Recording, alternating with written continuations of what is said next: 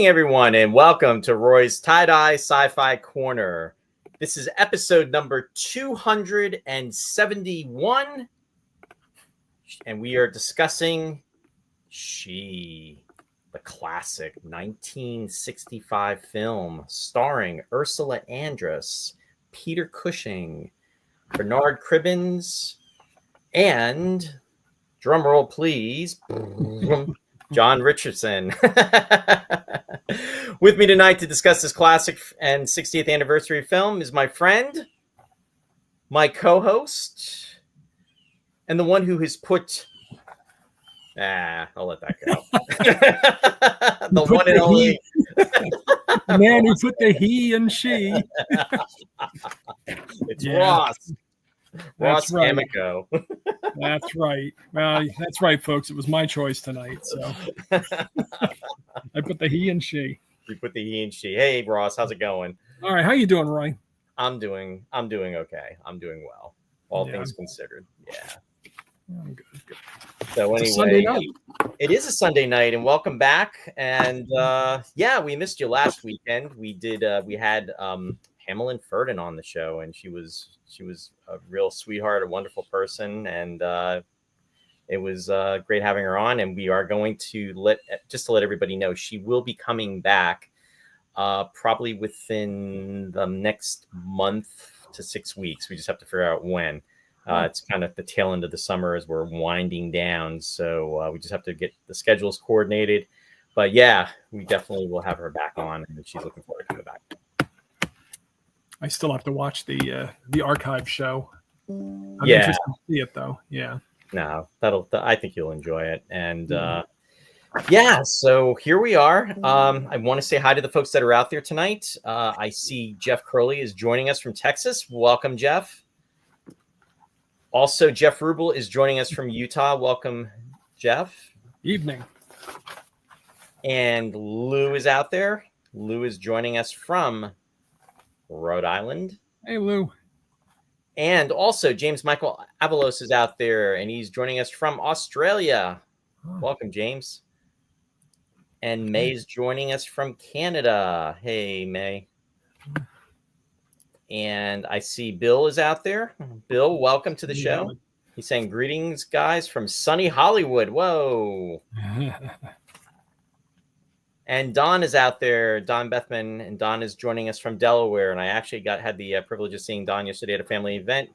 Good to see you yesterday, Don, and good to see you out there today. And I see Deborah is out there, and Deborah's joining us from Lillipacong, New Jersey. Hey, Deborah. Is that hand signs? Are we going to be doing? Yeah. So it's good to see everybody out there, and hope everyone is doing okay. Hope everybody had a nice weekend. If you are in the Northeast, the weather definitely took a turn for the cooler. It's almost like somebody went and turned the volume down about 20 degrees because we went from the average of 95-degree weather to about, I'm going to say 75, but it was a little warmer than that. But with the humidity going down, that has made a huge difference. So anyway, just want to put that out there. And I want to say hi to, Ross, can you say the name? Because I don't want to butcher it. Cerise? Yeah, I don't know. Cerise. Cerise, welcome. I don't want to butcher your name, but welcome to the show. Good to see you out there. And Deborah's telling me to stay out of the heat. Yeah, no, noted. All righty. Thank you, Deborah, for that. Well, here we go, Ross. And what made you pick this movie? What made me pick this movie is that summer, for some reason, puts me in the mind of kind of like these Lost Worlds adventures. I just automatically revert to those endless summers of our youth when we go to see things like Raiders of the Lost Ark, or I remember one time my friend Paul and I took my sister had this rubber raft in the garage, and we took it out. We went out on the Lehigh River, and we went to this island where supposedly this amusement park from the early decades of the 20th century, the remains were supposed to be out there, and we took an adventure out there one summer, and it really was like a lost world. There were pterodactyls and everything. But did you say pterodactyls?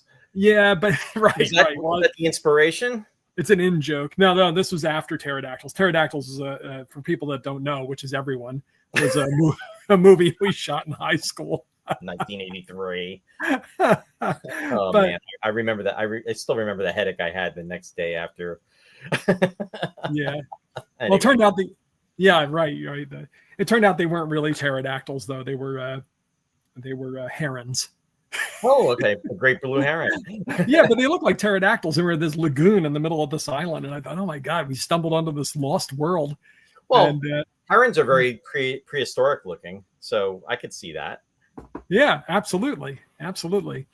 So anyway, the reason I picked this, it just seemed like I didn't know what the weather was going to be like. I thought it was a hot day. It'd be nice to kind of get lost on,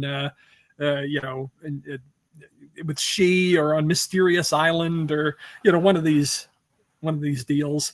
And you said, yeah, why not? So here we are. And I'd never seen the movie before. Okay. I'd read the book. But I've never seen any of the film versions, and it's been filmed 11 times, at least 11 times. Can you believe it? That's crazy. And I actually read that the 1930 version is considered by some to be better than this version. Right, the 1935 version. Yeah, I went back and watched it after I watched this one. It's produced by Marion C. Cooper, who's the guy who did King Kong. So you get all the production design. Like, in fact, the Kong doors show up. The doors are they open it up, and Kong, they close it so Kong can't get in, but he busts in anyway. There you go.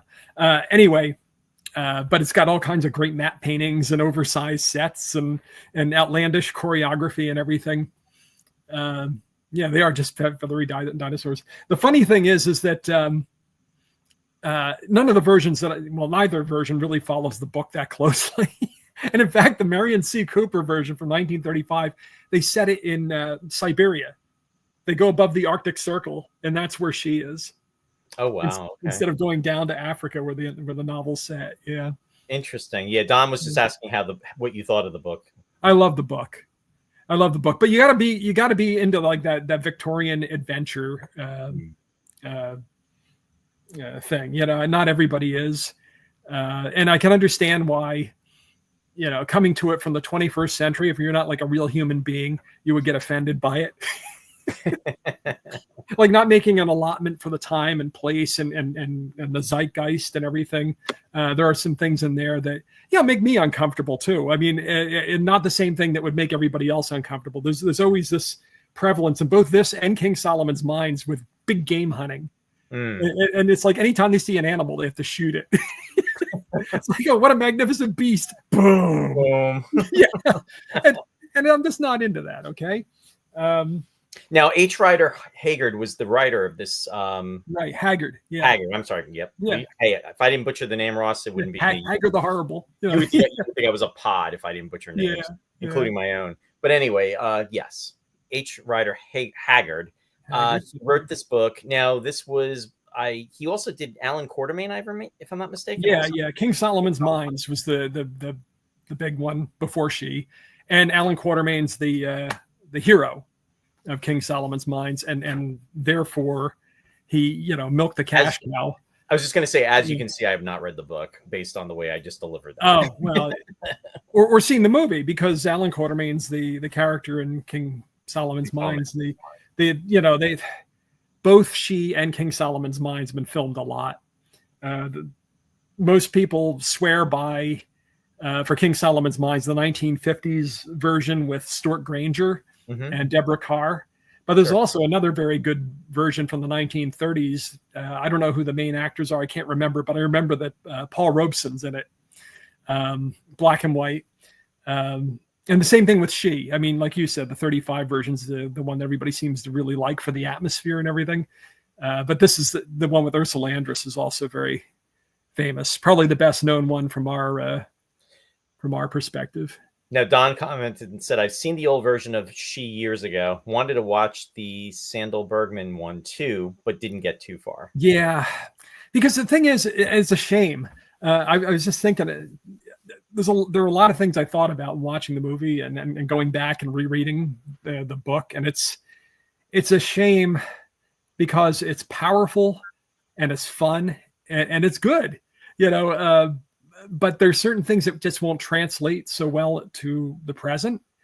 And we got away with it with Indiana Jones because the first one was such a homage to the films that Spielberg and Lucas were watching when, the serials and those jungle adventures they were watching when they were kids. But even then, the criticism intensified with Temple of Doom, with how they were treating the characters, the Indians and the thuggy cold and the kids in bondage and the Chinese in the opening and everything like that. And well, it was crossing that line, and then what happened was even with the PG rating, that was something it instituted the PG-13 rating when that film came out, right, in 1984. And then even with this film, Ross, there was a restriction on this film in England too, where there was it was noted because of some of the violence that took place that was on this within this movie for the context of 1965. And the book is very violent. It's sometimes hilariously violent. They have this method of torture called the hot pot, where they put the pot on this fire, and when it gets good and hot, the cannibals put it over the guy and roast him to death. Nice. Well, great way to kick off our Sunday here. Randy is saying maybe Ross can cover early colonial Billy Idol history. There you go. Also, I want to say hi to Shari. Shari's with the bro and also with her dad, and they are up in Canada, and they are tuning in from Canada as well. So I just want to say hi to them. Hi. Enjoy your vacation.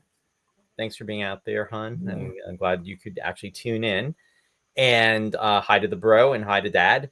And Bill is saying the wonderful Rumpole of the Bailey mystery stories reference she. Rumpole calls his wife she who must be obeyed.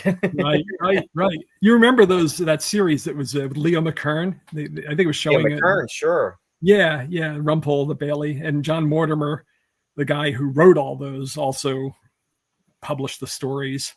But yeah, he always referred to his wife as she who must be obeyed, which is from this book, Yeah,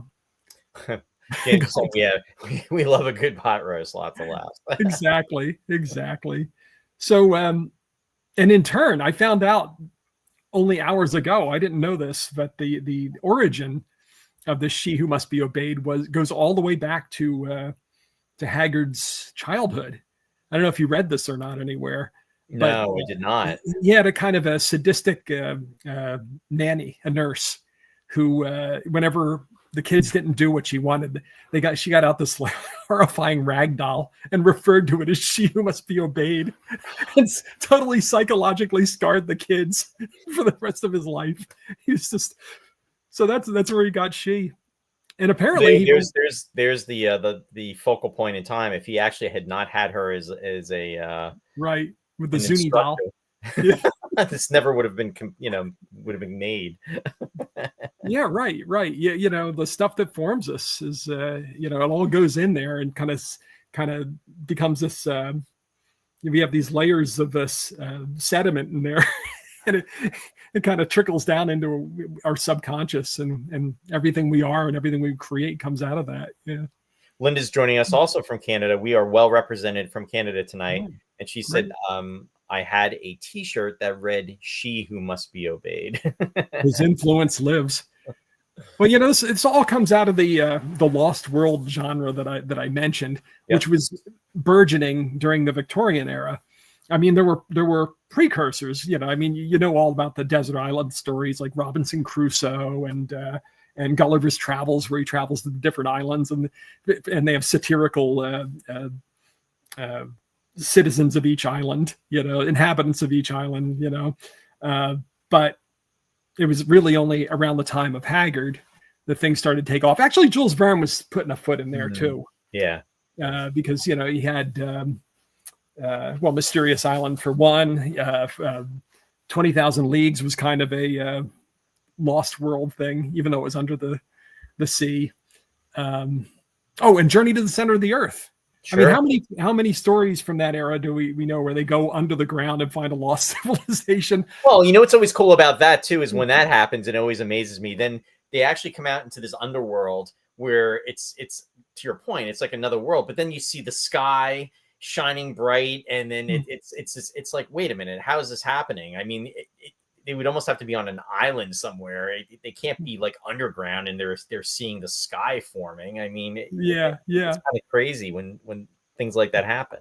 There are all these hollow Earth stories, and so he was a big influence. Roger Haggard picked up on that that impulse, and he was one of the driving forces behind it. And how he came to write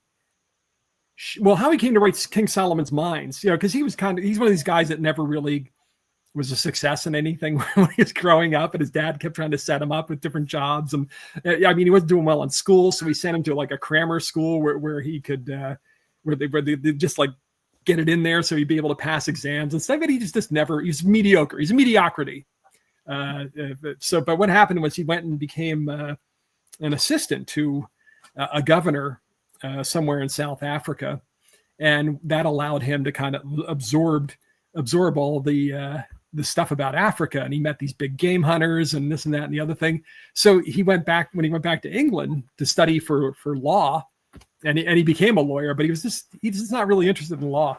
So he just wrote all these African adventures. And at the time, you got to think, the world shrunk so very quickly. For a long time, we didn't know a lot about the world. I mean, there were still places. Yeah, there's still places in 1870 that people didn't know about. So it was not inconceivable. He knew in real life that guys were going off into the jungle and they were finding these, lost cities and things. So this gave him the idea for, King Solomon's Mines, and then she and a lot of other books actually. And he in turn influenced people like Edgar Rice Burroughs. I mean, Tarzan. There's a lost city of Opal in there that Tarzan goes to a couple of times in the series, and there's a Hollow Earth series called the Pellucidar series, and Tarzan goes there once too, but that's a separate series. It takes place inside the Earth. I was just going to say, and Irwin Allen was influenced with the movie Lost World. That was a film that he did. I think that was around 1960 that came out. Well, I was going to say Arthur Conan Doyle, the guy who wrote Sherlock Holmes, wrote a book called The Lost World. And Professor Challenger is kind of a precursor to, not a precursor, he came after Holly in this book. Professor Challenger is just like, because Holly is not described as being like Peter Cushing.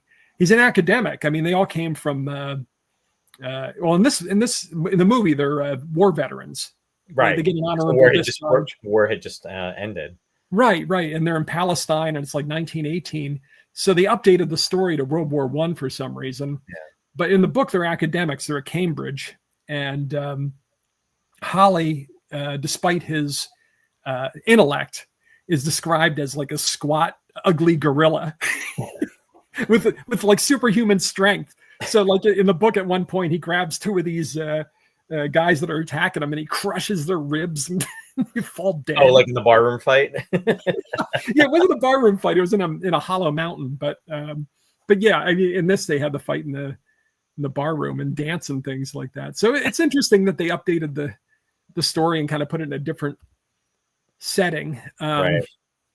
What I'm jumping all over the place here. Oh yeah, so the Lost World. Let's just say the Lost World. Professor Challenger is kind of spun off from that. And yeah, it's another thing where they go to a lost civilization. Yeah. I think that one was in South America. I can't remember. It's like a lost valley with dinosaurs, and they're still living, and so that was very influential. And yeah, like you say, Irwin Allen picked up on it. They made a bunch of movies of it. I know John Rhys Davies was in a version of it, and Claude Rains did one, I think. Bill just said, Ross, do you think the discovery of King Tut's tomb ushered in a second wave of Lost World stories? I think that's part of it. I think that, the whole Egyptology, because there's a whole Egyptian background in this story also, even though it predates the Tut's tomb. People were interested in that stuff. Oh, yeah.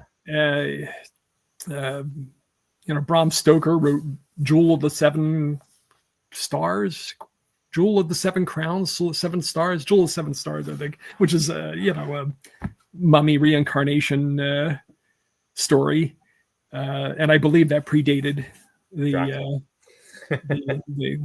John Carter. Is it John Carter? Who was it? Howard Carter. Howard Carter was the King Tut's tomb. But I'm getting, it's too much going on. I'm getting off track. Easy, Ross. And don't the have other thing, don't have that third cup of coffee. Don't do it. I know. The other thing that's interesting around that time is an English major, so I'm really, this is like, this whole genre is like close to my heart. This whole kind of genre fiction from that era, because it was never taken seriously. It was seen as kind of like trash fiction. Even at the time when it came out, like critics and academics were like, oh, even if they could concede this, like, well, there is a certain kind of power to it, but it's trash. And if this is the state of literature, and especially the English, they're I was really just going to say, it almost sounds like there's like almost a state of snobbery or snobbery. Exactly. Absolutely.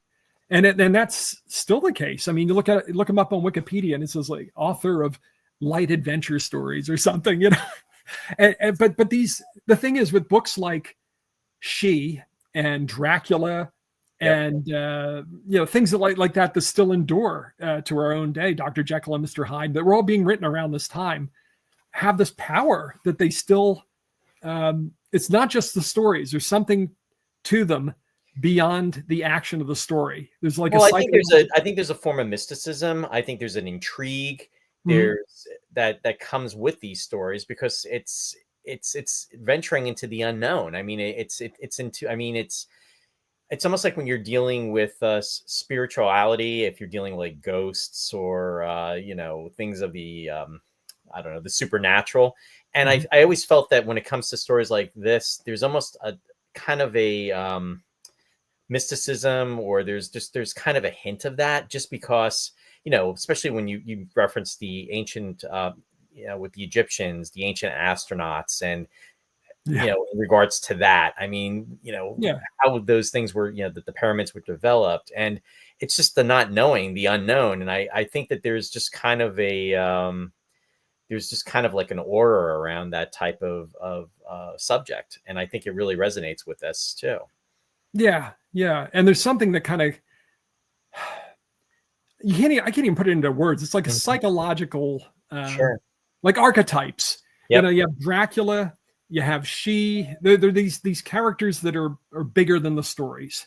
They're things that live on. Even if you forget the whole story, if you've ever read She or known She, granted, some of the luster is off. Like, people don't really know it as well as Dracula now. Right. But you see, even in the opening credits of the 1965 version, I don't know if you noticed, it's like based on the famous novel by H. Rider Haggard. Oh yeah. In fact, to your point, I actually included that on the slide.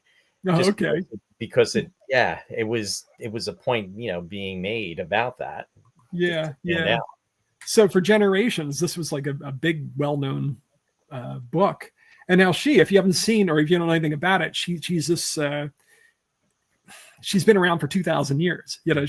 She's not really immortal, because supposedly someday she will die, but it's unclear when. She could go on for thousands of more years, and she retains her beauty. It's almost like a supernatural beauty that not only inspires admiration and causes men to fall in love, but also fills you with fear. And there's like a certain cruelty to her, So it's and at the time it was written, it's a total inversion of Victorian society, because women had no power at that time. They had no major role in society beyond being, the general of the home. They were the ones in charge of the house.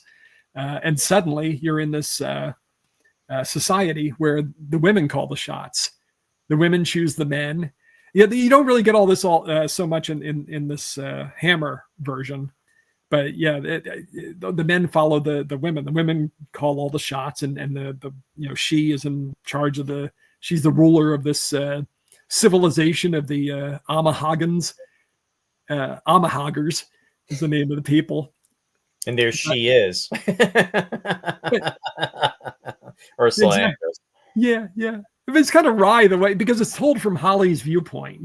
He's the narrator in the book. And it's kind of right, because he's a misogynist. Because he's so ugly, women don't want anything to do with him. He doesn't want anything to do with women. He retreats into academia and learns all this stuff about ancient languages and archaeology and everything. But he has no experience with the opposite sex, because he's so hideous. But she kind of likes him in the book, because he can talk to her, and she's stuck with all these savages, and he can speak Greek to her, and he can speak Hebrew, and can speak Arabic to her. So she's not in love with him. She wants to, she's waiting for the reincarnation of her love from ancient Egypt, the Callicrates. But as she's waiting, she doesn't mind hanging out with Holly and having these conversations with him. It's interesting just hearing you describe about the contents of the book as opposed to the movie, because there is discernible differences then with that. Yeah.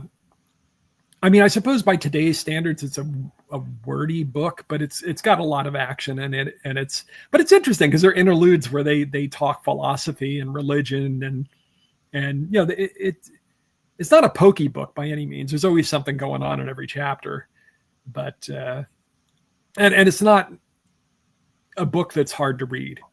You know what I mean? Like classics, sometimes there is some of them are more difficult than others, but the reason. Why it's not, and the reason people look down on it is because at being a genre piece, it's a little sensational.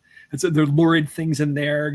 Sometimes there's violence, or they find somebody's foot and they talk about what the foot looks like. Like somebody, like a person's foot, and so there's stuff in there to keep it entertaining and lurid and supernatural stuff and mysterious, and so it's a fun ride. But at the same time, it addresses, it makes you think about, the nature of mortality and immortality, and love and loyalty and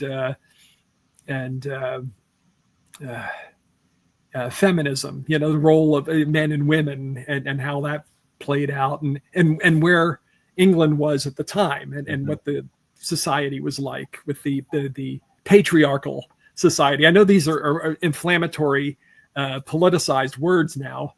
But truly, I mean, the men were in charge of the household, and suddenly, and of government and everything else, and suddenly the whole thing's flipped on its head. And it was at a time when women were just starting to gain traction in terms of being more vocal about, we need the vote and this all this other stuff. So it was, it was topical, and it resonated.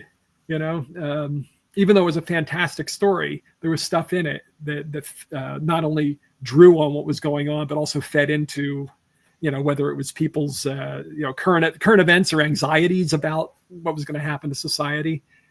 Like War of the Worlds, H.G. Wells' book was written around that time, and it was written at a time when people were feeling, we're the British Empire, we're at the top of the world, but everybody was like, I don't know, there was always these rumblings, like, bad things would happen, or they'd lose, a battle somewhere. And it's like they had this insecurity about what's the future of England. So they always have this fiction about invaders or things that were threats to the structure of the status quo. Yeah, I totally agree with you, because this movie is a product of its times, especially, when it was written. And then it really builds upon that. And even, 60 years ago, things were just starting to slowly, change. So, I mean, dating back to when this film is actually taking place, as is, with the book, it's a different period. And it's just, in regards to the political implications, you're, absolutely. So it's, the fact that she was in charge as she was, and the way, at least from the movie standpoint, the character of John Richardson is so enamored with her. Well, he's kind of enamored with, he's also enamored with the other woman too, who is Eustace, that he meets initially, who is like the bait to lure him to Aisha. How do you pronounce her name? Is it Aisha? Am I pronouncing that correctly? Aisha? Aisha? I always said Aisha, but in a footnote in the book, the guy he spells it like ASSHA. It's pronounced like that. So, but in Arabic, she's supposedly Arabic origin. So, and I listened on Forvo. They say, I think it's Aisha.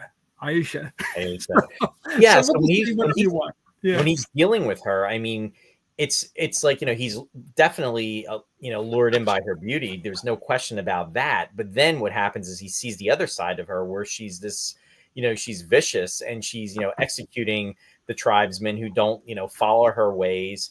And then it also comes out why she's after him, because of the connection that he had with her 2,000 years earlier, that he was a former love. So that's connecting into it too. But it's blinded by love, so to speak. And then he's the temptation to be lured back in and to give up everything or to gain everything. It's like there's a balance that's being looked for while all this is taking place, and it's interwoven into the plot of the story. So there's a lot of factors going on, and there's a lot of things that take place that really took me by surprise, that I did not expect. And I'm hesitant to, and I shouldn't be. I mean, this is a 60-year-old movie we're discussing, so we really should be able to, it's really a loose adaptation of the book. So you can say whatever you want, because whatever happens in the movie is not in the book. Right. And plus, I don't want to, again, I'm not sure how many folks out there actually saw this film, but it's just that it's, he's looking, it's almost like he's looking for, what's that song, Looking for Love in All the Wrong Places. And then this really seems to be happening to John Richardson's character in regards to that. I lost my train of thought. So anyway, just looking at some of the comments that came, let's see, Bill comment. Oh, Bill's going back to when the computer's like freezing up here. Hold on one second. Technical issues, folks. It wouldn't be the show if we didn't have tech issues. So here we go. Bill said, speaking of Irwin Allen, even in Lost in Space, there was an underground lost kingdom with mysterious ancient technology. Yes, that would have been the Lost Civilization first season. And that's with Royal Dano was the guest star on that, who we've talked about previously on the show, and Kim Karath. And yes, great point about that. And Irwin Allen also did as we know, Irwin Allen was the king of budget restraints and stock footage. He did an episode of Voyage to the Bottom of the Sea where he actually used footage from the Lost World, the movie. In fact, David Hedison was actually in that movie. So what he did was he took footage from that, because it was distributed through 20th Century Fox, and he incorporated it into Voyage to the Bottom of the Sea. So there you go.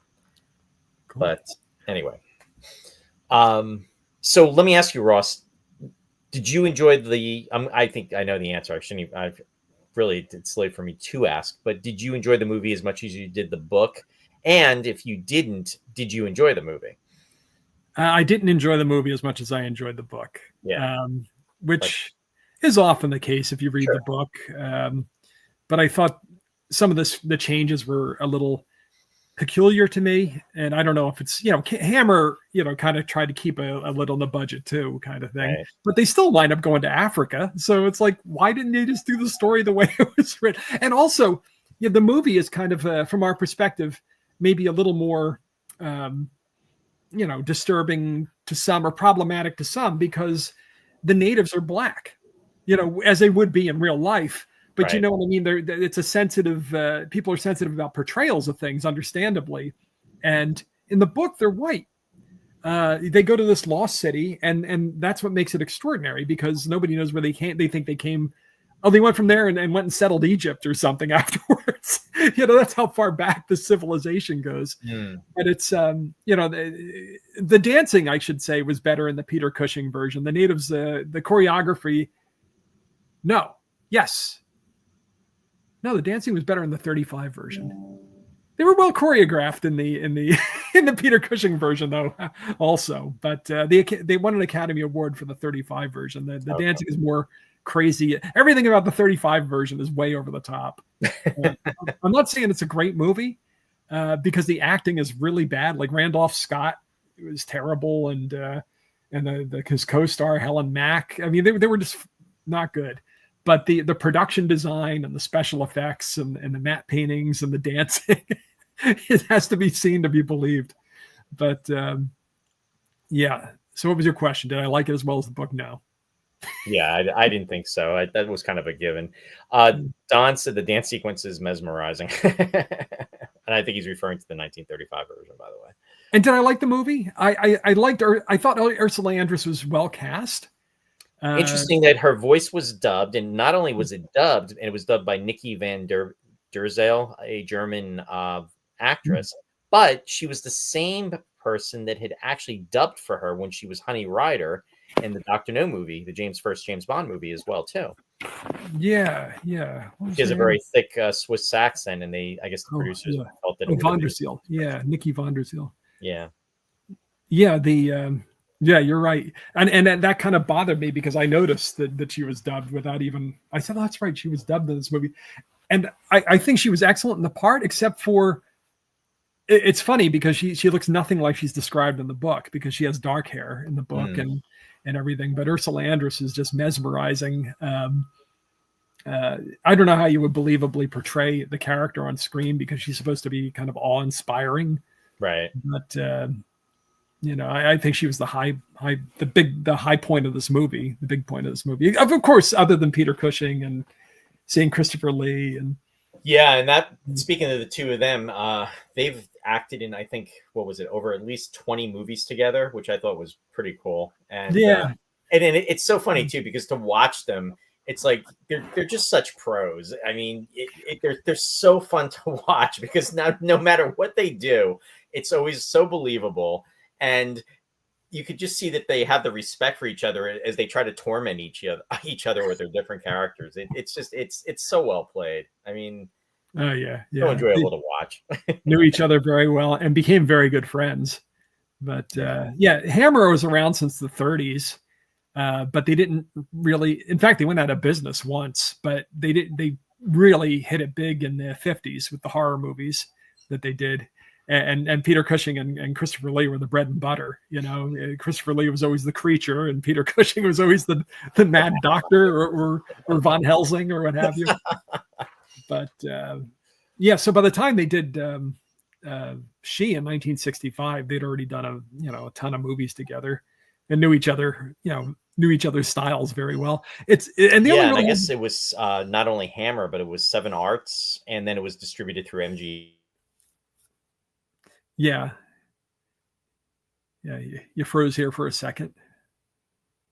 Roars. There you go. I see you now. I was starting to say, not only was this distributed by, or actually, in regards to studios involved, it was Hammer, but it was also Seven Arts that was involved, and then also MGM. So there was a lot of studio involvement.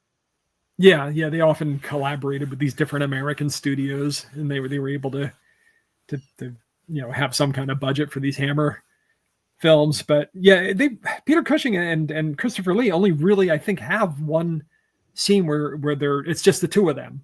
Yeah. And it's interesting what they did with Christopher Lee's character, because that character in the book, Bilali, is an old man in the book. He has a big white beard. Interesting. But in the movie, they make him kind of a you don't really see it from the start. You see that he has a little, pride and maybe resentment toward She, but you don't realize that he's angling for the throne kind of thing. But why not? That came out of left. That really came out of left field. I was not expecting that at all. But I'm wondering if it was a screenwriter's decision to ramp up the drama, or if it was like something like, all right, this is Christopher Lee. We've got to, or if he talked to him and said, you got to give me something to do here. Give me something with this character, so I don't have to just be the toady. Yeah, I think that's what happened. I wasn't sure of it. So they gave him like a little leather cap. Bill is saying Peter Cushing started his film career out here in Hollywood with Laurel and Hardy, but he moved back to England and his career took a very different direction. Wow. That I did not know. I'll have to look into that. Thanks for sharing that, Bill. And Don said, I keep hearing a story about Cushing and Lee in later years getting thrown out of a theater for laughing too loud at the cartoons. I know. I've heard that story too. Yeah. Oh, boy. I think Christopher Lee mentions it in his autobiography. That's awesome. Tall, John, dark, and welcome to gruesome. the show. And he's saying the original Voyage of the Sea movie is rather hard to find. Yeah. We actually did cover that, John. Ross and I covered that probably, honestly. I think we actually covered that for its anniversary, which I think the movie Voyage of the Sea, it came out in 60 or 61. So we covered the 60th anniversary of the movie without looking. It was either 60 or 61. So it was either 4 or 5 years ago that we covered that. But yeah. And that was with Walter Pidgeon as Harriman Nelson. Correct. and Robert Sterling as Captain Crane, as opposed to David Hedison. So, and Barbara Eden, Michael Ansara, and Peter Lorre, Joan Fontaine, if memory serves correct. They were all in that film. So, but yeah, good choice. Yeah, some things. Actually, let me throw, before I'm going to hold that thought, I wanted to show some slides just to. So here's some photos, and here's Ursula Andress as Aisha. Peter Cushing as Ali, or Aisha. Now, Bernard Cribbins as Job. Yeah. And actually he just passed away, I think, last year. In fact, Ursula Andress is the last surviving member of the cast that's still with us. And Bernard Cribbins would have been also. Now, for fans of Space 1999, I have to share All Roads Lead to Space 1999, because if you are a fan of the show, you will know about the year 2 episode, Brian the Brain. And there's Bernard Cribbins. He did the voice of Brian, and then he was also Captain Michael. So yeah, he's a very familiar face in British film. Yeah, you see him all the time. Cribbins. Yeah, he did a lot of stuff. Going back to the slides, and he plays Job, the long-suffering servant. Yeah. And you have John Richardson as Leo. That's right. And then also Rosenda Monteros as Usain. Yeah, which you might know from the Magnificent Seven. She's in the Magnificent Seven. I read that. Yeah, but she made a lot of Mexican movies and some American films too. But the two that you see her in, they hear her talked about most is Magnificent Seven and this one. Yeah. So she's Usain. I thought she did a good job, and yeah, I'll tell you, it was brutal that what was happening to her people. I mean, when Ashaya was, having them executed, the natives and everything, and then she would, well, actually I shouldn't say she, I gotta watch when I say she.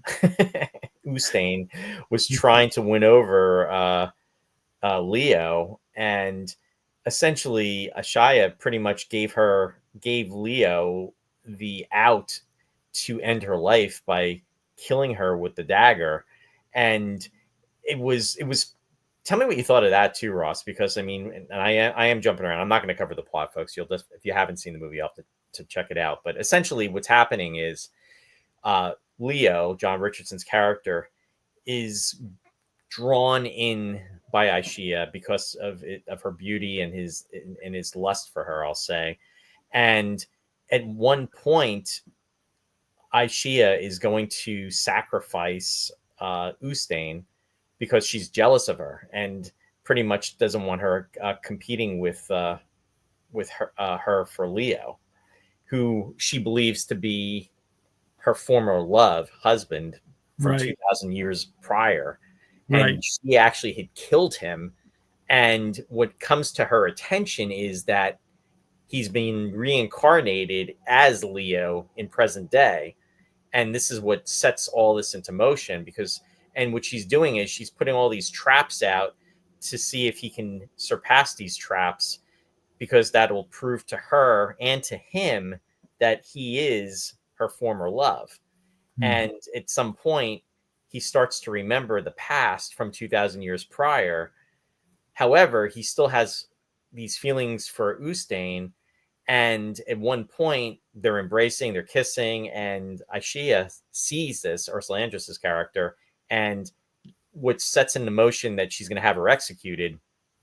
And then there's an intervention where John Richardson, Leo, can stop this by being given the dagger to kill Aisha, and she gives, and has Christopher Lee's character, Bilali, bring the dagger over.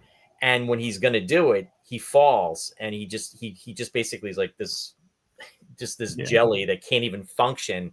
And she actually almost like mimics, or not, what's the word I'm looking for? Is almost like making fun of him. I'll say it's just like, ridiculing him for his weakness and saying that, I've got him, he's like mine, my servant.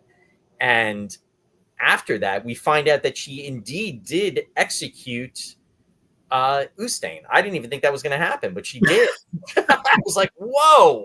what a dramatic way to do it in the movie too. It was that whole pit with the lava pit. Yeah. I wonder if Spielberg saw that before he saw it. I mean, it's something with the genre, Sure. where you had stuff like that, but it's very Temple of Doom. Oh, very, very. But because in the book, that's not what happens. I was like, wow. But they have the pit also in the 35 version. Again, it's not what happens to Ustein in the 35 version, but they have people falling down that crazy pit in that movie too. Again, not in the book. Not in the book. But kind of cool. I was very surprised by that. And I was surprised when he finds out that she's basically been executed, because he's given the ashes of Ustein. I was like, whoa. Right. That's how. And that actor who played her father, who played Homayed, it was Andre Morel, who was the original Professor Quatermass, which kicked off the whole Hammer sci-fi horror craze in the 50s. So everything coming 360, so to speak, then. Yeah, there you go. But yeah, so she's kind of she's really the devoted. She's the one who's you really feel the love from the character in the book, because there's this unnatural bond between she and Leo, who is the reincarnation of Callicrates. But everything that she does, everything that Ustein does, it's going to be like Abbott and Costello, third base, first base. Exactly. That's why I caught myself before when I said she. Yeah. I'm like, no, I mean Ustein. Yeah, but everything she does is selfless and really out of real love for Leo. So. Well, she saves him in the desert because these traps that Aishia has set for Leo and Job and then also Ali to try to get to her, and he pretty much is determined to find the lost city and everything, and it's all because he's been driven with this lust of her, by her beauty, and then she's like the temptress, is what she's really like.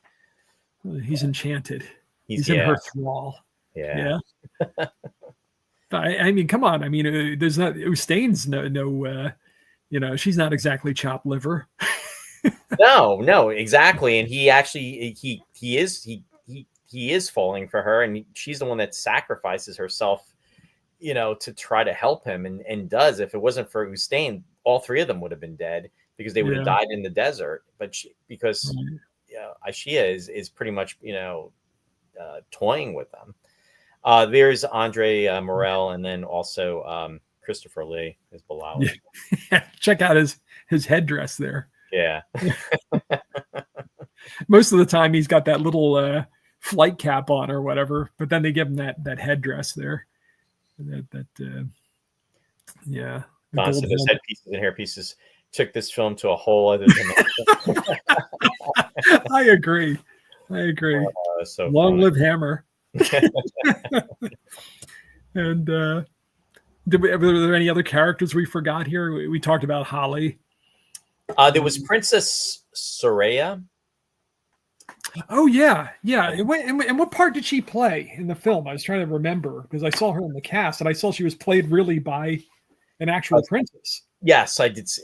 You know what? I don't know. I went back and I was trying to find her, and I couldn't find her. It must have been at the beginning of the movie. Yeah. Possibly at that bar or something that they were at with the belly dancers in Palestine. I don't know. They just do whatever they want in these movies. I mean, in the book they go to Africa, but they don't take camels. They go down in a boat, and there's a whole other journey to get there than in the movie.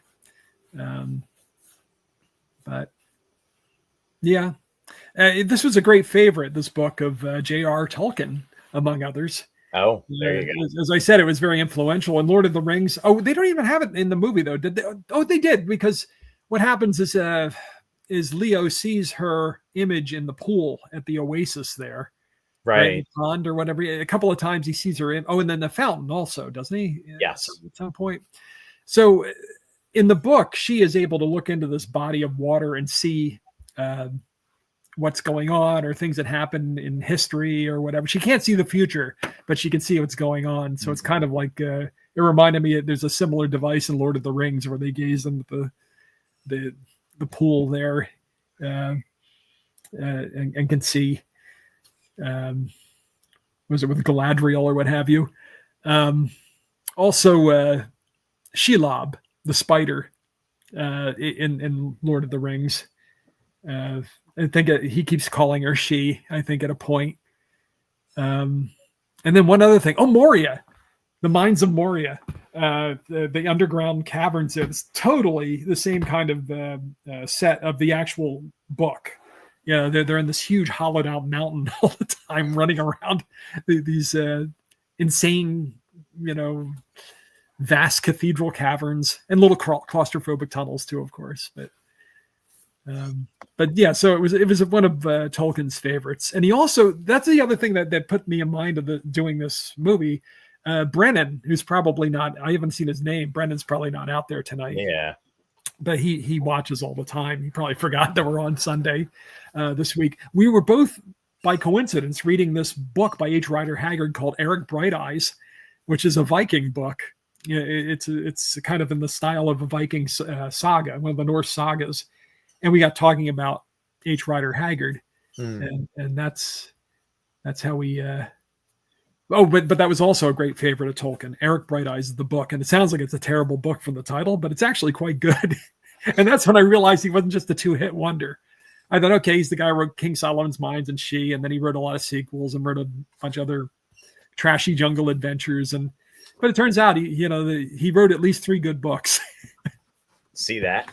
Yeah, probably more. Now I'm interested to read the other. I have 1 or 2 others in my on my shelves that I've never. I do have Alan Quatermain that I've never read, the sequel to King Solomon's Mines, and I have Ayesha, The Return of She, in the Dover paperback, and I haven't read that yet either. So now there was a sequel to Ayesha, and to She, and there was a 1968 film that was released. Oh yeah, was it Hammer? I'm not sure if it was Hammer or not, but there was. It did come out about 3 years later, and I think John Richardson was actually in the film too. But they didn't bring back Ursula, did they? I don't think so. No. Yeah, because I read something at some point that she was a kind of a hit in this movie. Yeah. Because the part fit her so well, and it was odd that Hammer wouldn't have used her again as a lead, and because they had their stable of actresses, but they like a repertoire. Well, yeah, right, like a Cushing and company and Christopher Lee, most notable. Interesting too. This film, they were going to film this at Bray Studios, but it was too small for what they wanted for the sets and everything. So that's when they enlisted MGM. But it was the most expensive film Hammer had made up until that time too. And it was a hit both in North America as well as in Europe. So it did very well. Oh, good. Yeah, the the Lost World genre also. Michael Crichton, with Jurassic Park. Sure, that big one right there. Into that territory. Alan Quatermain was one of the characters in League of Extraordinary Gentlemen. Yes. The movie got trashed. In fact, Sean Connery notoriously absolutely hated it. It's what drove him to retire. But the comic that it was based on by Alan Moore, it was kind of fun.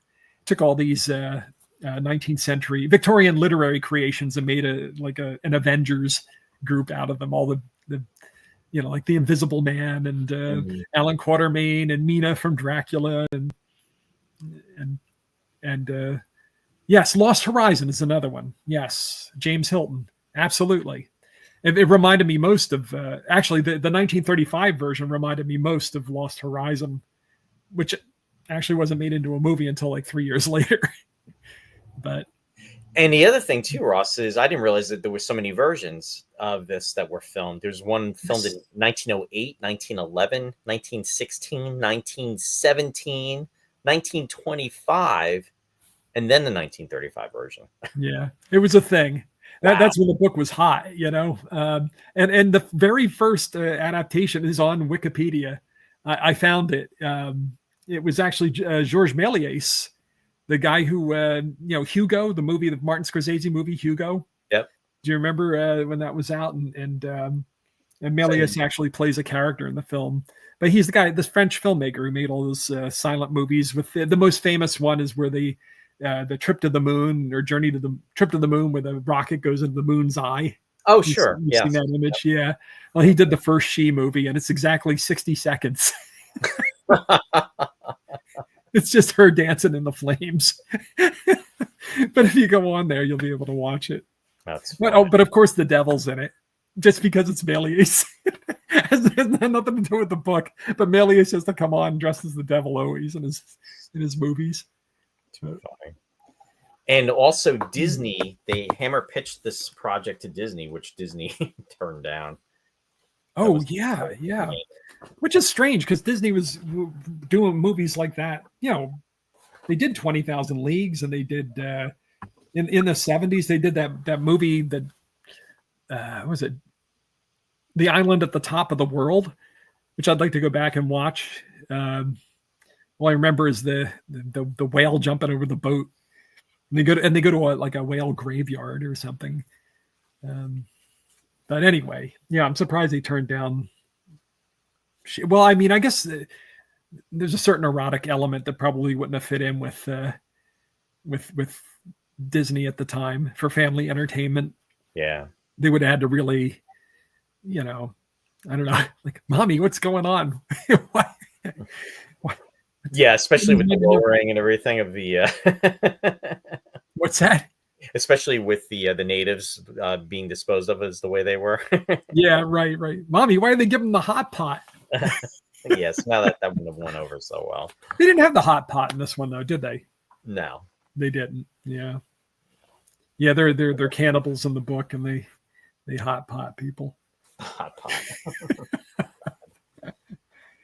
But yeah, the film had a budget of £323,000, and in the box office, U.S. and Canada rentals was $1,700,000, and that's combined. So now, as of 1965, the book had sold 83 million copies. Wow! So that just goes to show you how Wow. The book itself is a lost world to many people at this point. It's really kind of fallen out of the conversation. I was surprised to see, though. I came across the Sandal Bergman one that somebody mentioned earlier in the show. Now, was that in the 90s? 80s, I think. It was the 80s. Okay. I think. I didn't watch it, but what they did was they transported it to a post-apocalyptic world is what they did. And that's how they could get away with kind of doing it. But there was a version made one or two versions made in the 21st century. So they're like more, but one was made for cable or direct-to-video or something. And well, we talked about this a couple of weeks ago. We are 25 years. We are actually a generation into the 21st century, which is crazy when you think about it. I mean, we were 25 years in. I mean, a quarter of a century. You think you couldn't get away with some things now? You know what I mean? It's like if they had made it in the 80s, people would kind of.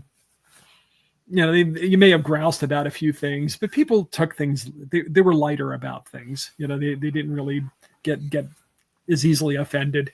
Sure. Because now, and to be fair, as an adult, if you go back and you think about these things about, colonialism and imperialism and how, to us in these stories. The natives are kind of disposable kind of thing. But if you really look at it, it's like, this isn't really kind. Yeah. So it makes you kind of feel, it's like when your mom used to wear a fur or something like that. When you're a kid, you don't think anything about it. But then, as you get older, it's like, I don't really like this dead animal stuff. You know what I mean? It's like you develop more awareness of things. It does it ruin a good time? Well, if you can sit down and read it at home or watch the movie, but it doesn't bode well for them doing remakes without ruining them and yeah, it's one thing that it was already filmed and established and it's a part of the past. It's another thing that if it's being created in, present day, that seems to make the difference. Although everything is CGI'd now, so that would be the I know. That's the workaround, so to speak. The days of good movies, or even this one, this Hammer film of She, it had some decent matte paintings, I thought. Where they were walking up the mountains and things, the cliff face. I can deal with that. Yeah. Is that the one? No, the 35 one was the one where they had the big effigies of all the gods and everything. The big matte paintings there are a lot of matte paintings in the 30s one, but yeah, that's interesting. In the 60s they had a few good ones in there too. Bill commented, he said, if you guys have a chance, you may want to check out Cobra Woman with Maria Montez. Very interesting, Lost Civilization dance numbers and headdresses in it. Somewhat jaw-dropping. I am game. I'll watch it. And then Bill also said, yikes, 25 years. I guess I can toss my Y2K emergency kit then. Yeah, I was just talking about partying like it was 1999 and saying, do you realize that's 26 years ago? I know. Well, now we don't even know how to party. I always think of that because of Space 1999 and with, the lead up to that and, that being filmed in, opening in 75, it's the 50th anniversary. And it's like, oh my God, that's 24 years into the future. And now it's 26 years ago. It's kind of crazy when you stop to think about that. Yeah. Like what happened? Well, but maybe don't think too much about it. Try not to think about it. I did want to mention that. So the two biggest hits for him, King Solomon's Mines and She. He had some others also, but those were the two that kind of have endured, and they all had sequels. And he actually did a crossover novel in 1925 called She and Alan, which I have not read, but Alan Quatermain meets She. So interesting. So that's one to look for if you're a fan of the series, if you're a fan of the books or the movies. Yeah. Oh, sorry, Ross. My computer froze. Hold on 1 second. Yeah. Likely story. And as you mentioned in the promo for this, when you were teasing the show on Friday or whenever you posted the video, you said the subtitle of the book, it was She, A History of Adventure. Yep. And that's absolutely, that's an evocative title. It really is an adventure story and a proto science fiction story, because of a lot of things. I mean, the immortality and the longevity of her life, and then it's kind of a fantasy thing, I guess. But Lost Civilizations, it had a lot of influence on later science fiction works. And how many science fiction stories have you seen where the villain decomposes or combusts in flame, or again, it's very Raiders of the Lost Ark. How someone meets their end, usually through some kind of poetic twist. Overplaying. Well, and I think it kind of goes with those type of films, and there's a film that I remember seeing. I mean, I remember my mom, and actually my mom is out there, so I want to say hi to my mom. She's tuning in, so I'll say hi to her. Hi. And Channel 5. I mean, WNEW TV out of New York City, they would show these like films from like the 50s or the 60s. And I remember, and I can't think of the title of it, but it dealt with sort of the same type of scenario of, only this wasn't, it's like with the tribe, an ancient tribe. This expedition goes to this island, and then they find these natives. Anyway, and it's husband and wife, and then there's some scientists with them as well, and the husband is a scientist, and the wife is not happy or whatever. And what happens is they show her that there's like a almost like a fountain of youth, which will make you younger. So what happens is, in order to have this take effect, it's almost like you have to kill a person, and get their blood, and it goes into this like ring, and then it's taken in. And what happens is the wife is given the opportunity to use this, and she kills her husband, and he dies, and it rejuvenates her. It makes her younger. And then what she does is she goes back to, Metropolis, so to speak. And then while she's there, she starts killing people to try to keep her youth, because what's happening now is this accelerate. When it wears off, she's not going back to where she was at. She's actually going further into her. She's becoming older than she was originally, and it's just a repetitive type of action. So finally, she winds up with this other guy, and then there's a woman that's like friends with him, and then there's a jealousy, and then what she does is she kills the woman, and she uses her blood, but since it's not a male's blood, when she uses it, she basically disintegrates, and she just like dies. And it's again, it's the natives, it's the ancient natives, and then they have this like, mysticism, and the fountain of youth, so to speak. And I can't think of the name of them. No point in seeing that movie. Good thing you didn't give us the title. Now I'll be watching some movie in the middle of the night. And this is what movie Roy was telling me about. But the point of the matter is, it's, they did a lot of these type of films. Oh yeah. I mean, there's that Hungarian countess, I guess, was her name, Elizabeth Bathory or something, who supposedly, killed virgins and bathed in their blood and what have you, and that kept her youthful, and there were accusations of her being a vampire and this and that and the other thing, and what you say, this is it's like an amalgam of every Nathaniel Hawthorne short story. It's like, what price are you putting on immortality or on youth? There's always a and I'm sure it's been done in a Night Gallery or a Twilight Zone or something like that, where there's got to be like a nasty, for a deal like this, there's got to be a nasty, blowback. There's got to be a catch. You say, oh, that sounds like a good idea, and then you just can't stop killing. Oh, I just found it. It's called The Leech Woman. Oh, The Leech Woman. Yeah, I've never seen it. It's an own film, sure. Yeah. All right. Well, I guess I won't watch that one for a little while. Linda said those distances in time are crazy, Roy. Yeah, they sure are, Linda. My God. But sorry for giving that away. And total digression. No, that's okay. That sounds like a real Svengoolie movie. The Leech Woman. Hey, you know what? It's celebrating its 65th anniversary. We should cover it, or maybe we. What is Leech Woman? Yeah, came out in 1960. We already talked about it. And I did the plot too. I did the whole plot, Ross. I'd be in the mood given the plot of this. Yeah, I'd be in the mood to talk about like something like that, or Cobra Man, or Cobra Man.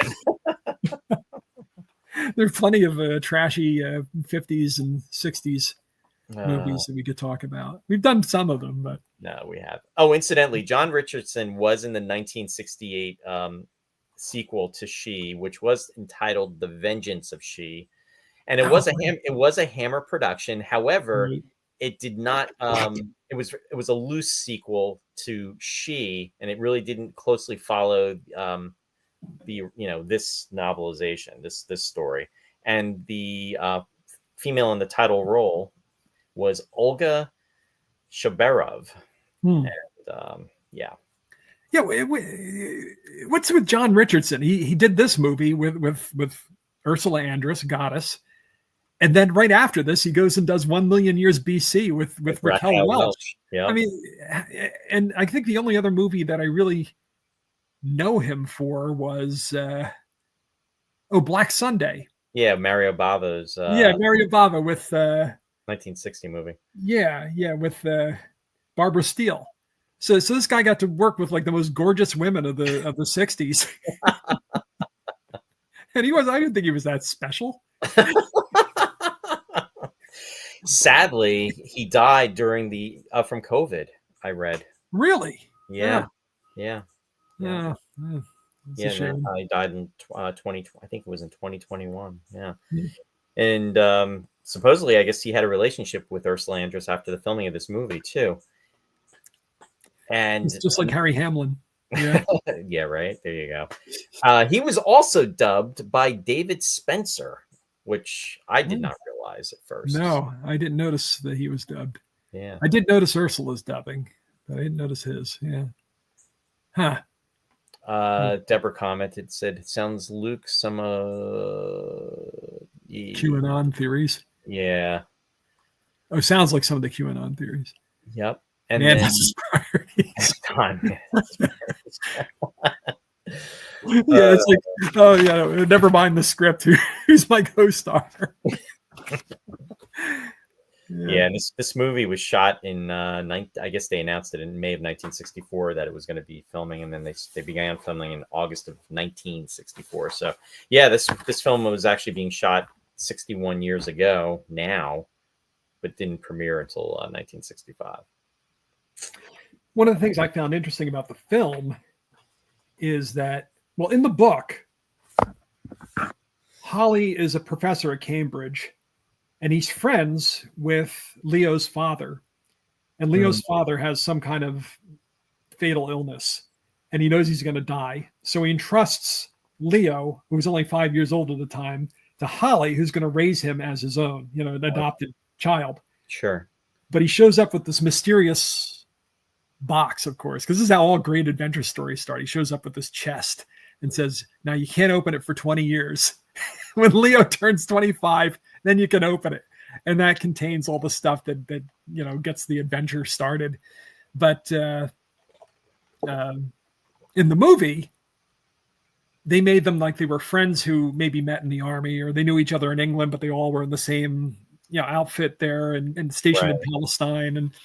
And it kind of prefigures The Devil Rides Out, with the Christopher Lee movie that we like so much, because if you'll recall, the Duc de Richelieu, Rex, and Simon all served together in the army. Oh, right. Yes, there's that camaraderie that they have. Yeah. So, and it's kind of like what they tried to do with this, even though this movie came first, where they kind of created this background where they all had the war service. Well, they were drinking buddies too. I was cracking where they're in the bar and they're taking shots together and everything. Right. They tried to create kind of a I don't know. There's an old movie, Gunga Din, with Cary Grant and Douglas Fairbanks and Victor McLaughlin, and they had that camaraderie or camaraderie, or however you like to say it. Drink. Yeah, where they're always going off on adventures, but they are serving together in the army. That's the thing, right? And that was a primary influence on Temple of Doom. I mean, the whole thuggy cult is just totally lifted out of that. I just don't like that movie. That movie, for some reason, that film came up with just recently, and I really wanted to like that because I remember being so eager about that film coming out, and I can't believe that movie came out like 41 years ago. My God. Yeah. Like now, that's what it was. One of my, and I'm digressing, Emma, that's okay. One of the things I think would be fun for us to do would be, I mean, we're kind of heading out of summer. Well, Shari will be like, don't say that. Summer doesn't end until September, which is true. I mean, you go into the stores now. I mean, if you went into the stores like a week ago in like towards I won't even say it was the last week in July, probably like right after my birthday, I'll say, because I always use that as like the benchmark where it's 6 weeks to go until like summer is going to be quote unquote almost over. But when you go into the stores like July 22nd, 23rd, and then they have the winter stuff coming out already, it's like, what? No, what? Yeah. How? It's like, what the heck's going on? It's crazy. Right. But anyway, I was going to suggest what we should do is we should do and we kind of touched upon it a little bit earlier on, but maybe for maybe a month period, do what our favorite summer films, and just talk about one of those films for the night, or for as an episode. Well, it sounds like the suits have got the helicopters out, Ross. Is that what it is? Yeah. They're yanking you off because we already did that topic. You're canceled. They pulled the Corporation for Public Broadcasting. Just shut down. Oh boy! So you're saying from what our childhood or whatever? Yeah, from our childhood, like maybe like our favorite summer movie of one of our favorite summer movies of 1981, or for that night, and then we can just kind of like go back and forth, and all right. I would do it with a caveat or a restriction, or I can't think of the right word, with a proviso that for instance, if we did 81, it would have to not be Raiders of the Lost Ark. We'd have to pick another movie. Right. Yeah, because we already covered it. Not something that we already covered. But you know what I mean? Because you and I would say a year, and we would both like jump on the big movie. So it'd have to be, we'd have to choose one from a different, or decide on one that wasn't the big movie. Yeah, but I think like if we did something like that, like if we did it like, let's say on Friday, and I'm not saying we're going to do two shows on a weekend, but let's say Friday night, it would be your pick for 1981, and then Sunday night would be my pick for 1981. You know what I mean? So that whole episode would be, centered around that. I mean, we would know what it is, obviously, because we got to do the research to discuss it, which is fine. But I'm just saying that would be the grounds to. All right. Well, we'll talk about that. So it would have to be one we didn't do already, though, right? Or no? Yeah, it would have to be. Okay. So something to think about. Something to think about as we're coming out of summer, even though we're technically not. I mean, summer doesn't end until September 20th. Are you talking about this summer?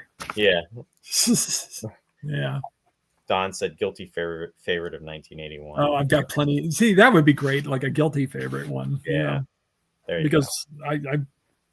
I'm totally down with things like Star Crash, which we already talked about. But I would love to talk about stuff like that. Yeah. That's funny. So yeah, we'll work it out, but something just maybe a theme. But yeah, in fact, with Alan, actually, you know what? I'll buzz through some of the stuff, and we'll come back to all this stuff. I'm just kind of digressing a little bit. Mm-hmm. But I was trying to, and this is kind of like what started it. Right. The likeness. The medallion. The gold likeness. It's funny because I don't really see it. It's like, it's uncanny. It's like, why? Who is it? Some movie moments. That was quite a set, though. Yeah. See the 35 version. This cracked me up though too. That shot that you have there. It was like Hammer just said, well, what other costumes we have sitting around? You have like the Roman centurions coming in. And it's like, what else do we have in the costume department? We can work into the scene. What else can we pull out? Oh, and it also had this whole rebellion that they kind of worked into the screenplay, where they had the first tribe rise up against She's people. And they had that big battle at the end. Yeah, kind of did that for the film.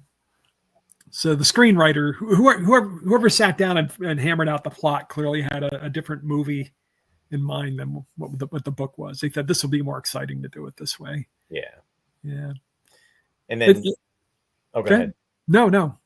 I was just going to say, and then this is where it gets, the mysticism of it all, the sci-fi-ish element, the fantasy element of the cold. When she kept referring to the fire being cold, there's going to be at one point where you can transcend into it, and without the flame of immortality. Yeah. The pillar of fire. Yeah. So the two things I did want to mention about Rider Haggard that I haven't mentioned yet was when he went to write King Solomon's Mines, he had already written an earlier book. He was a writer at this point, but he was on a train, I think, with his brother, and everybody's going on about Treasure Island and what a great book it was. Robert Louis Stevenson. Yep. And Haggard finally got fed up, and he said, I can write a book as good as that. And his brother said, well, prove it. So he said, all right. And he went and he wrote King Solomon's Mines, and he wrote it very quickly. And the book became a huge hit. As to whether it's as good as Treasure Island, I leave it up to the reader. But, he did have a success with it. And what happened with She is he went into it, he said, he didn't know what it was going to be about when he sat down. He knew it was going to have something to do with immortality and immortal love. And he sat down, he started writing the thing, and he wrote it, no pun intended. He wrote it at white heat. He wrote it very quickly.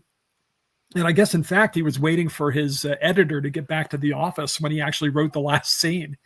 And when the editor got back, he dropped it on the editor's desk, and he said something along the lines of, "This is what I'll be remembered for."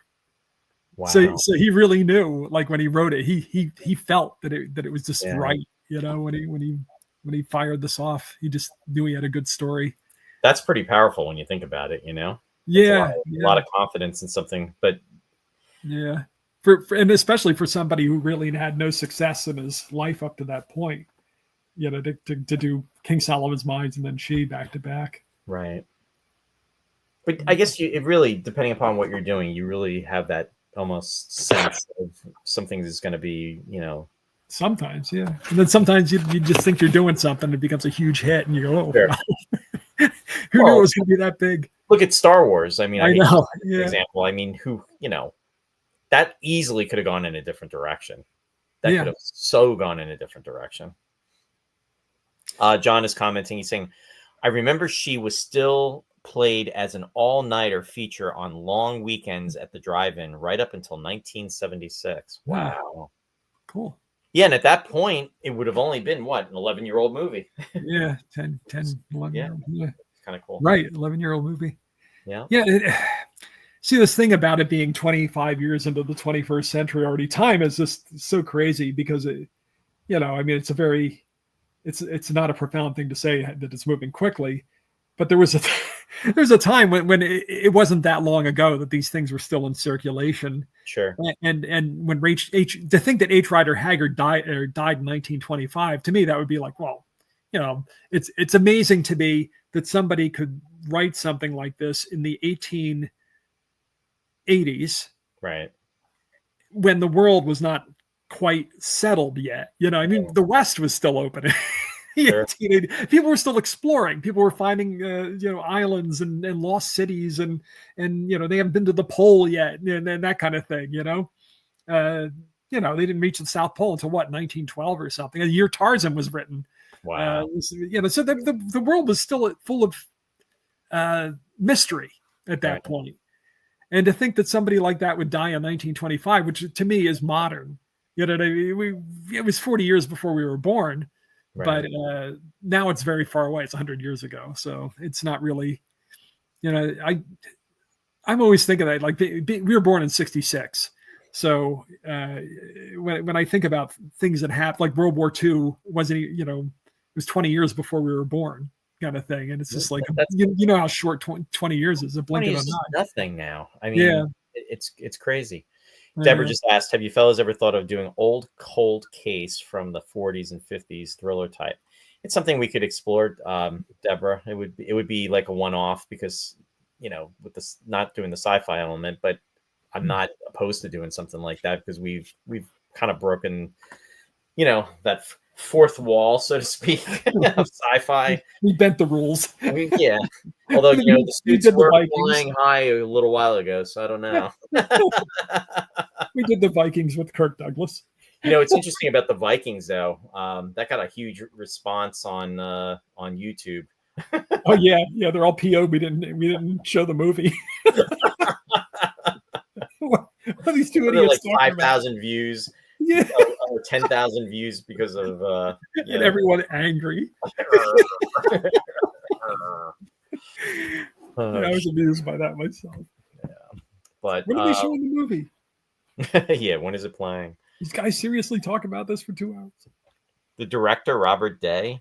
Yeah, and of course, I don't know if you looked at his filmography, but he directed a bunch of Tarzan movies. Yeah, there you go. I know they got their man. ties in. And in regards to the musical composer, James Bernard, I hear James Bernard and I want to go, and I'm thinking James Bernard Shaw. George even though it's Bernard Shaw. Yeah. George Bernard Shaw. Yeah, James Bernard is Hammer's house composer. Yeah, he's the guy who basically created the Hammer sound, even though there were a lot of composers. He had that like strident bitonal kind of, whenever Dracula appears, you have the grinding dissonances and that sort of. That was James Bernard. Okay. So when one of the big reasons I wanted to see this movie was because of James Bernard's music, because I knew the score, but I had never seen the movie. And the score is beautiful. It sounds like Ravel. It sounds like something from Daphnis and Chloe. Of course, he keep playing the same theme over and over through the movie, but it's much different than, for instance, Dracula or Devil Rides Out or one of the traditional James Bernard Hammer scores. He had a very interesting life, though. He worked with became friends with some notable composers. Benjamin Britten was a lifelong friend. He met him as a student, and Britten was very encouraging, but it got to the point where he actually copied out some Britten scores for him, and Britten gave him advice on what he should do. And he was friends with Imogen Holst, who was the daughter of Gustav Holst, the guy who wrote The Planets. And she also was helpful to his offering advice and helpful to his career. He studied at the Royal College of Music. After World War II, during World War II, one of the things he did, he was involved with breaking the Enigma code, the German code. He worked with the team that was dedicated to breaking the Enigma machine, breaking the code. Yeah. Apparently he was in on that and helped crack the code for that. And he studied at the Royal College of Music, as I said. It won't mean anything probably to a lot of people, but he studied with Herbert Howells, who was a respected English composer.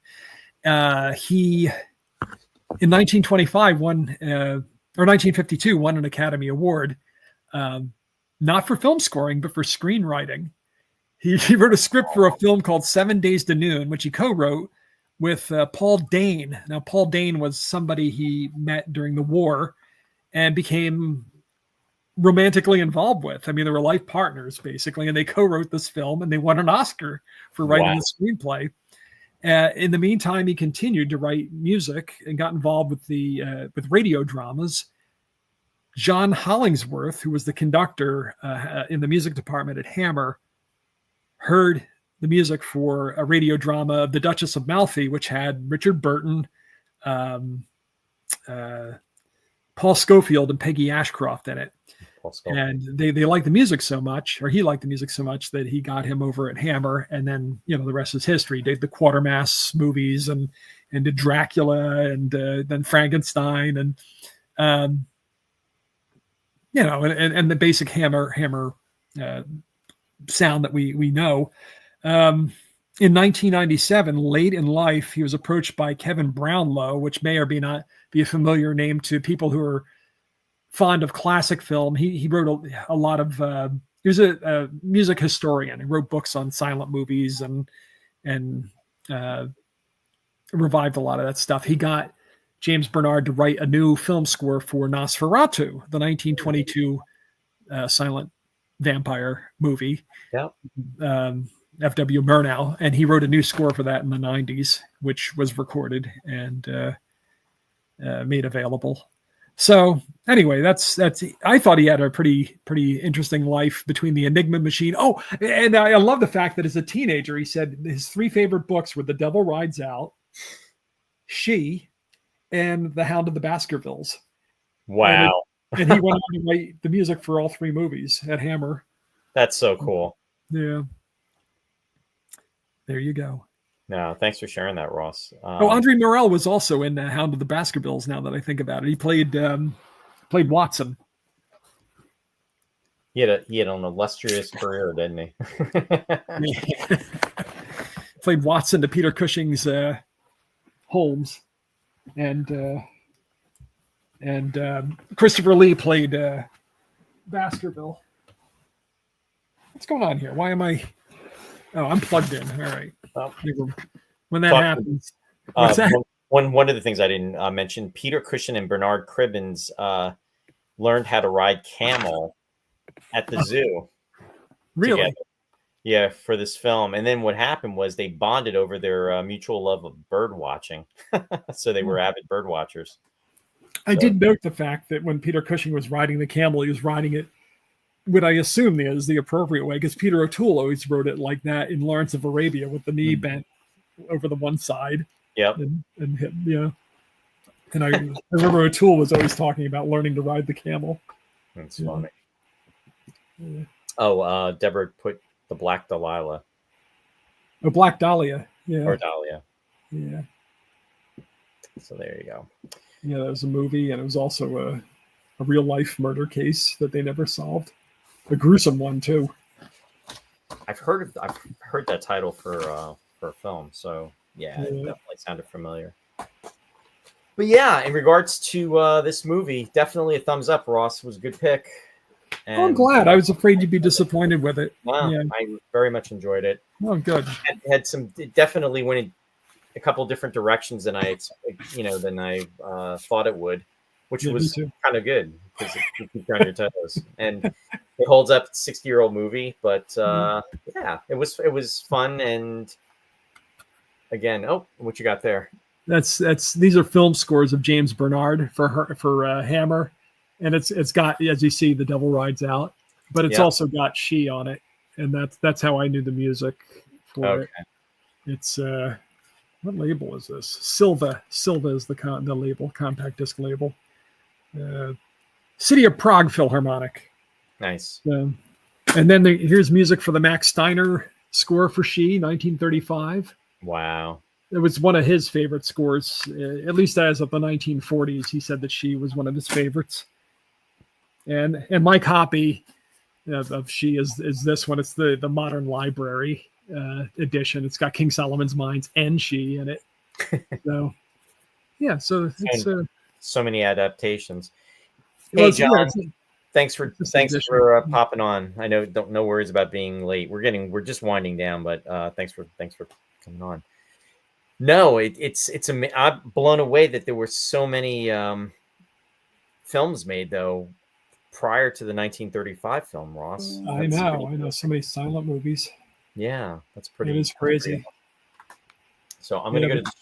Oh, go ahead. Sorry.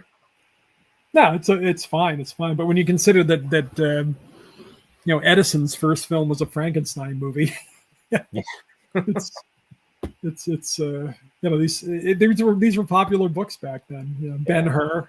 There were silent movies of Ben-Hur even before there's a famous silent movie, but there were shorter silent films of Ben-Hur. And you say Frankenstein, and the irony is Peter Cushing was involved in. Yeah, but not the Edison version. Right. Yeah, she is kind of a forgotten.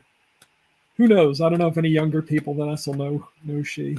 But, yeah, that's the sad part of it. It's more and more time goes by. Yeah, some stuff sticks. I mean, people still have a vague idea of who Dr. Jekyll and Mr. Hyde are. True. Yeah. Like that idiom is kind of stuck. He's a Mr. Hyde, but if somebody says "she who must be obeyed," they might remember that phrase and not know it's from "she who must be obeyed." Well, Linda said she even had a T-shirt. Yeah, right. So, but anyway, I'm going to go to the shout-outs, and then I'll swing back. If anybody has any last-minute comments they want to post, please do so. So, I'll go through these relatively quickly, and just want to give a shout-out to our friends Mike and Mary Beth for Sci-Fi Distilled. They actually just did this Wednesday Battle Beyond the Stars, and that was a 1980 film with Richard Thomas, in fact. Now, they are not going to be doing anything this Wednesday because they are, I don't believe, if I'm not mistaken, actually, if you're a Star Trek fan and you're heading out to Las Vegas, that's coming up this coming week. So Mike is going to be going. I know Rizzo's going to be in Vegas. So I think the convention goes from Wednesday to Sunday, if I'm not mistaken, which would be August 6th starting. So Sci-Fi Distilled will not be on this week. And then they're not going to be on next week either because Trek Condoroga is coming up. So, which is another fabulous, fantastic Star Trek event, which I will talk about in a moment. But anyway, just wanted to give Mike and Mary Beth a mention, though. So Wednesdays at 7 p.m. Eastern Daylight Time. Check out their Facebook page and stay tuned for them. And they'll be back in 2 weeks. And in regards to Country Gate Theater, I want to give a shout out to our friend Bill Scorado, who's the owner of Country Gate. And Country Gate just completed Bill Scorado's middle school musical. And that was last weekend. It was Friday, July 25th through the 27th. So for information regarding updates that Country Gate will be doing for the rest of the season, you can go to www.countrygate.org. And then also Bill has a website of his own too that he goes on, and that's www.billscorado.com. So definitely keep an eye out for that. And that is in Belvedere, New Jersey. So if you're in the Lehigh Valley area. And then also a shout out to Captain Phil's Planet, WUSB 90.1 FM, Stony Brook, New York. The captain's schedule is on Thursdays from 4 to 5 p.m. And then he is also on Friday nights from 9 to 11:30 p.m. Eastern Daylight Time. So just check out the captain. Again, WUSB 90.1 FM, Stony Brook, New York. And also, I want to give a shout out to our friend Lou Place, who's out there. And I just always want to try to share his film, the film that he did. It is available on YouTube. It is Found in Space. And he will share the URL and you can check it out. And it was a lot of fun to be a part of. And definitely, if you have the opportunity to see it, please do so. Now, speaking of Trek Condoroga, I was just talking about the Las Vegas convention that's going to be taking place this week. Now, Trek Condoroga is going to be August 15th, 16th, and 17th. And that is in Ticonderoga, New York. It's a special event this coming week, on the weekend that is taking place, because it is the 10th anniversary of Trek Condoroga. So if you've never been up to Ticonderoga, you definitely want to check it out. It's where the Star Trek original series set tour takes place. The sets are amazing. And I can't say more. Definitely check out the website. Go to www.startrektour.com for information. And the featured guest will be Kate Mulgrew, who was Captain Janeway from Star Trek Voyager. Also, Terry Farrell is going to be there, who played Dax on Deep Space Nine. And Nana Visitor, who was Major Kira Nerys on Deep Space Nine. And then also Armin Shimmerman is also going to be there, and he played Quark. And he is with Deep Space Nine as well, too. So it's going to be a fantastic event. There's going to be also some other folks that are going to be there as well. Definitely mark your calendar. It is Friday, Saturday, and Sunday, August 15th, 16th, and 17th. And like I was saying about Mike and Mary Beth are going to be up there. I will be there as well. I'm actually going to be doing a Space 1999 panel on 50 years of Space 1999 history. But there's going to be a lot of cool, amazing stuff going on. So definitely check it out. And speaking of Space 1999, I want to also, jumping ahead here, give a mention for the Breakaway Convention that is going to be taking place in Los Angeles. And it will be September 12th through the 14th. And that's next month. So definitely mark your calendars. And for information, you can go to www.space199950years.com. And we are going to be celebrating the 50th anniversary of the series when it first started being shown. And also, what's going to be pretty cool is there's going to be on Breakaway Day, which is September 13th, there's going to be a connection. It's going to be an international convention simulcast, because we're going to be connecting with the Italian convention that will be taking place at the same time.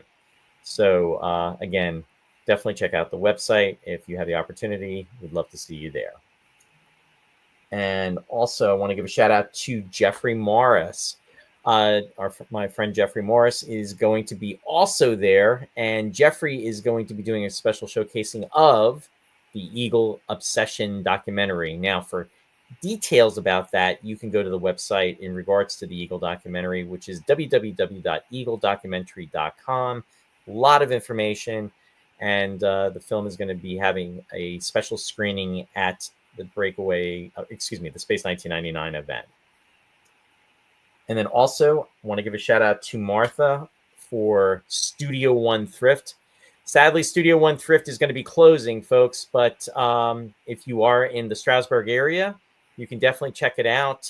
You have until the end of September. It's going to be September 30th. There is a 75% off sale that's going on. So definitely, if you can visit and want to visit, definitely check it out. And then also, I would suggest calling Martha ahead of time just in case she is closed. She does have special hours. And have to give a shout out to my son Ryan for Run by Ryan, Empower Your Run. Ryan has an online coaching that he does, and you can register to be a part of that. There is no charge to register. However, if you want to go beyond the next level, then there are different tiers, and there's a cost associated with that. Ryan's website is www.runbyryan.com. And Ross, if you can let everybody know what you've got going on. All right. Well, these are the 3 recorded shows I've got right now. Picture Perfect's the movie music show. No idea at this point what I'm doing. And the same for Sweetness and Light, the light music show, and the Lost Chord, the unusual and neglected classical music show. Don't know for sure what I'm doing, but I think that Saturday is the 50th anniversary of the death of Dmitri Shostakovich, so I may wind up playing some of his music, his lighter music on Sweetness and Light, and something a little more substantial on the Lost Chord at the times listed. As we get closer to the weekend, I'll write up stuff on my Facebook page, and you'll know what's coming. So I hope you follow my page at Classic Ross Amico. Thanks. Thanks, Ross. Appreciate self-promotion. Shameless self-promotion. Hey, it's okay. There's nothing wrong with that. And I just want to remind everybody that we are obviously we're on social media. We are on the Facebook page. So if you haven't done so, if you can please like our page, Roy's Tie-Dye Sci-Fi Corner, and also please share and there is no cost associated with that. And then if you are on YouTube, if you can please do the same with YouTube, it's subscribe and share. And again, there's no cost, but we really appreciate it. And that's if you enjoy the show, just to get the information out there to other viewers or people that enjoy watching. In regards to when Ross and I will be back, you'll have to stay tuned. We have to figure out dates because again, there's so much stuff coming up with different things. As the summer is basically, I don't want to say coming to an end, but it's starting to wind down. So I will post out and keep everybody informed as far as when the next show will be. And we will be back soon. So with that, I see Jack were caught in traffic behind an accident. Sorry to be late, but the movie She was a treat. No worries, Jack, and glad you enjoyed She, and glad everything's okay too as far as being caught in traffic. And I totally know how that is. And just want to say hi to Dennis Chevalier also, and he's tuning in as well too. So we appreciate everybody that tunes in, and of course, it's on the record, so you can always go back and watch the show. At least for now. Well, it'll wind up on YouTube. Yes, yeah, that's true too. So it just won't always be elsewhere. Yeah, I'll make a formal announcement. I'm not going to do that tonight, but yeah, it's just things. But anyway, that's a whole. I didn't say anything. Yeah, that's all good. It's all good. But yeah, Ross, this was fun. This was a great choice and great discussion. And I hope everyone out there enjoyed it. If you haven't seen it, definitely check it out. It is available on YouTube, so there is no cost associated with it. You can watch it there. And yeah. Any last words or comments or? I mean, I don't want to keep everybody beyond. We're already. It's Sunday night, Yep. We did it in under 2 hours, Ross. We did it in under 2 hours. I could say, I started to say earlier in the hour about, how the popular fiction at the time, something like She, which I said was a sensational, lurid, mysterious. It appealed to the senses. It wasn't real literature. Could be looked down upon by the establishment at that period. That attitude was still going on. I said I was an English major in the 1980s and 90s. That attitude was still around. when you were studying literature. Right. And I was always very interested in people like H. Rider Haggard and Sheridan Le Fanu and all of these Arthur Conan Doyle and people like that that were not really regarded on the same level as some of the other writers at the period. Now the reason I'm bringing it up here right before I let everybody go, I mean, we probably lost everybody already anyway, is that the wheel has turned, and suddenly, I mean, for the first time, I think, these writers are kind of accepted as, important. You know what I mean? Okay, so maybe they weren't the highest level of literature, but they tell you as much about the time as even more sometimes than the big literary figures. Right. And they've been embraced by like Penguin Classics. And they've been, it used to be, it was impossible to get this stuff. You'd have to pound the pavement and go to used bookstores and find long out of print editions of the stuff. But, their time has come in a certain respect, even though people don't remember what she is. If they want to read it, it's out there, right. It's in print. So that's a good thing. I mean, it's a shifting. It's definitely a shift. So that comment, we're going to edit that out and put it in earlier in the show, because that's more of it's too substantial to put at the end of the show. Okay. And I'll just wish everybody a happy Sunday night. Enjoy the rest of your weekend. Oh, there you go. What's left of it. Anyway, with that, thanks everybody for tuning in. Take all the air out of the room. And enjoy the rest of the week. And stay tuned. I will do another video post. I think let me know. It seems to be pretty accepted, so people seem to be enjoying those. So I'll keep everybody posted on what's going on and everything. So anyway, live long and prosper. Talk long and prosper. Good night. Good night, everybody.